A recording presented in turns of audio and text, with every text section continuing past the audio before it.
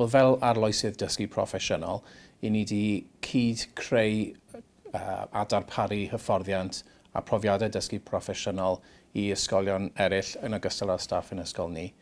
I ni wedi edrych ar datblygu arweinyddiaeth, datblygu athrawon trwy anelu a trigoriaeth a rhoi cynllun ar draws y rhanbarth GCA hefyd. Ac i ni hefyd fel rhan o'r cynllun dysgu proffesiynol wedi dod trwy'r proses camau i gweithio gyda Prifysgol Glasgow a Drindod Dewi Sant wedi edrych ar sut allwn ni cydweithio ar datblygu'r cwricwlwm newydd hefyd.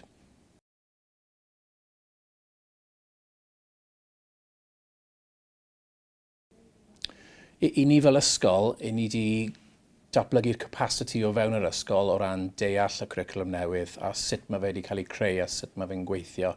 Fel cwricwlwm sydd mor wahanol i newydd, mae gweithio arno fe mor gynnar wedi helpu ni i sicrhau bod aelodau allweddol o'r ysgol yn dod mwy gyfarwydd ac yn gallu rheadru hynny o fewn yr ysgol, ond hefyd gyda ysgolion sydd ddim yn arloeswyr hefyd.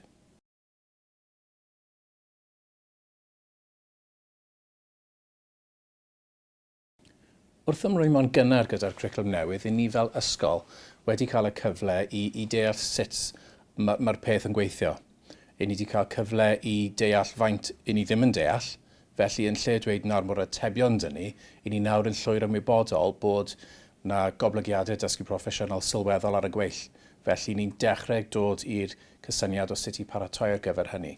Ond ni hefyd wedi cael cyfle i cydweithio gyda ysgolion eraill hefyd sy'n arloeswyr a mudiadau tu hwnt i'r ysgolion hefyd fel prifysgolion a cael y cyfle i dyfnhau'n dealltwriaeth ni o'r proses hefyd sydd yn tyngedfennol bwysig.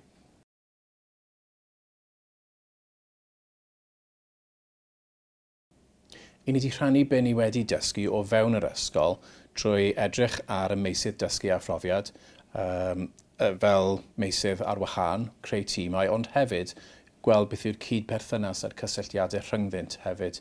I ni wedi cryn dipyn o waith gyda y 4 diben, sicrhau bod pobl yn deall dyna beth sy'n gyrru'r holl peth, ond hefyd gweld sut mae'r cysylltiadau yn gallu cael eu rhannu ar draws y meysydd dysgu a phrofiad.